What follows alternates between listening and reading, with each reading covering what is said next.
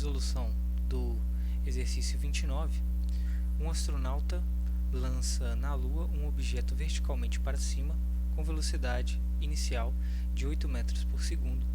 O tempo de subida até alcançar a altura máxima foi de 5 segundos. Se o lançamento do objeto fosse feito na superfície da Terra, desprezando a resistência do ar, com a mesma velocidade inicial com que foi lançado na Lua, poderíamos fazer as seguintes afirmações, exceto.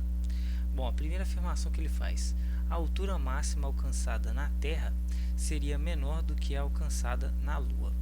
Bom, para verificar isso, eu utilizei essa fórmula que foi tirada da primeira folha da lista de exercícios. Bom, como isso se trata de um lançamento vertical,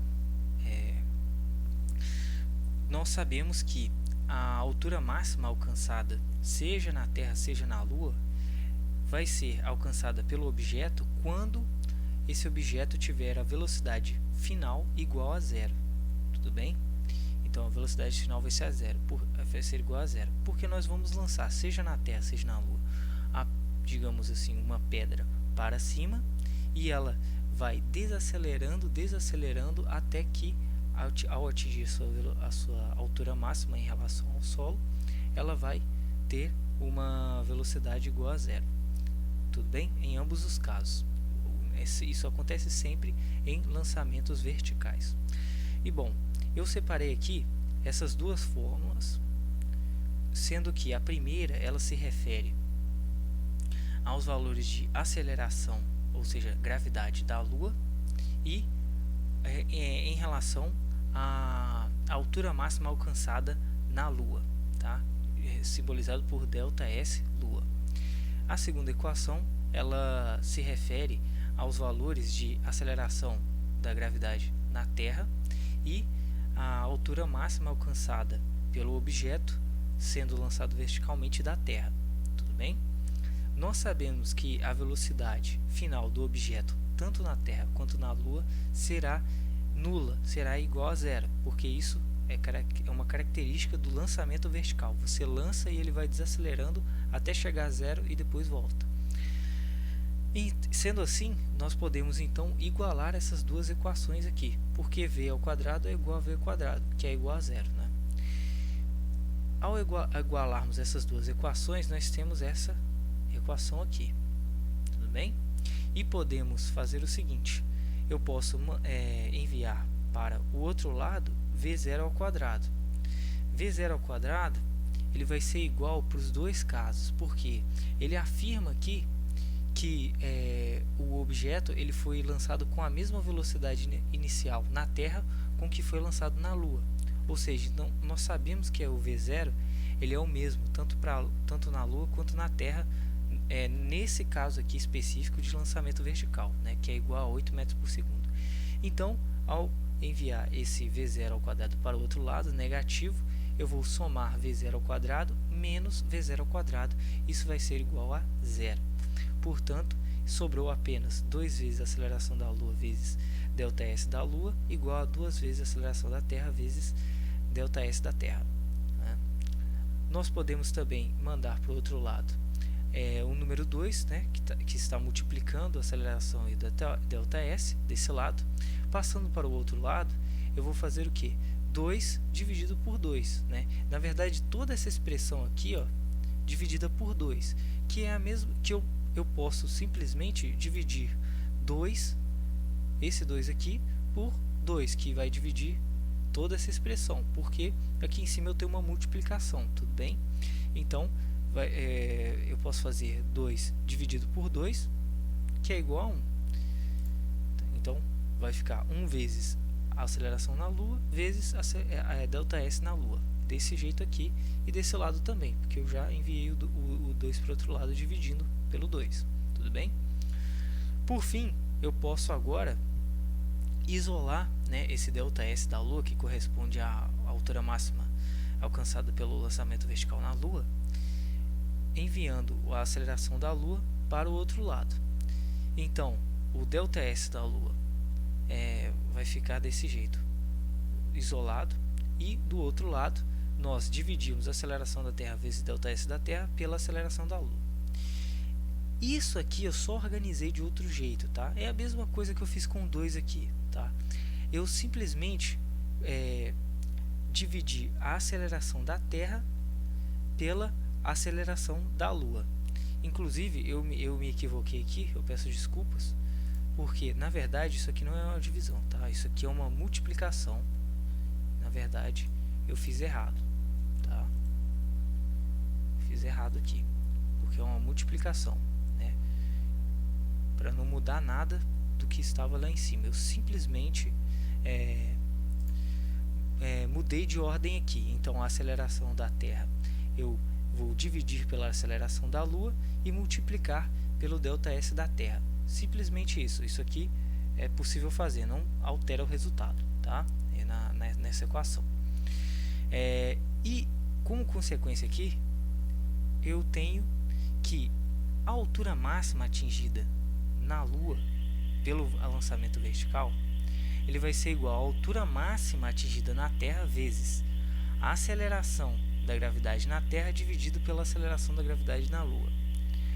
A aceleração da gravidade na Terra é de 10 metros por segundo ao quadrado. Isso nós já sabemos. No entanto, a aceleração da gravidade na Lua, o exercício não nos forneceu. Mas nós já sabemos que ela é menor do que a da Terra. Ela é menor do que 10, porque a Lua tem uma massa muito menor do que a da Terra.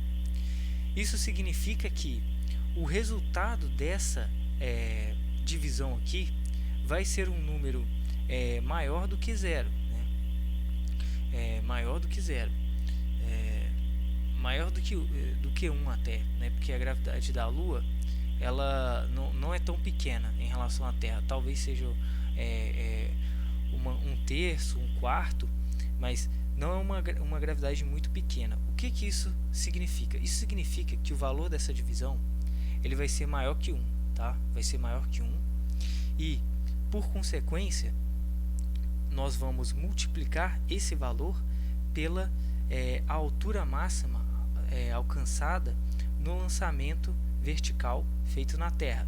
Ou seja, a altura máxima do lançamento vertical feito na Lua, ele é um pouco maior do que a altura máxima do lançamento vertical feito na Terra. E, sendo assim, a letra A ela está correta. A altura máxima alcançada na Terra seria menor do que a altura alcançada na Lua. Isso é verdade, porque a gravidade da Terra é maior do que a da Lua. Esse valor aqui dessa divisão vai ser maior do que 1. Multiplicando o valor maior do que 1 pela altura máxima que é atingida no lançamento vertical da Terra, nós temos uma altura máxima ainda maior quando é feito um lançamento vertical na Lua. Agora a letra B, o tempo de subida seria o mesmo nas duas situações? Bom, eu utilizei agora essa equação aqui, né, que também foi disposta na primeira folha da lista de exercícios. A velocidade final, né, na superfície da Lua ou na superfície da Terra para um lançamento vertical vai ser a mesma, tá? Tendo em vista um lançamento vertical que é igual a zero, tá? Nos dois casos. E aqui nós colocamos os valores referentes à aceleração na Lua, né, do lançamento vertical na Lua, a aceleração da gravidade na Lua, né, vezes o tempo. Agora esse tempo aqui é o tempo de subida na Lua, né, durante o lançamento vertical. Então há um lançamento vertical do objeto e ele tem um tempo para que ele suba, entende? Esse tempo aqui é referente ao tempo de subida, né, do lançamento vertical para a Lua, né, para a superfície da Lua.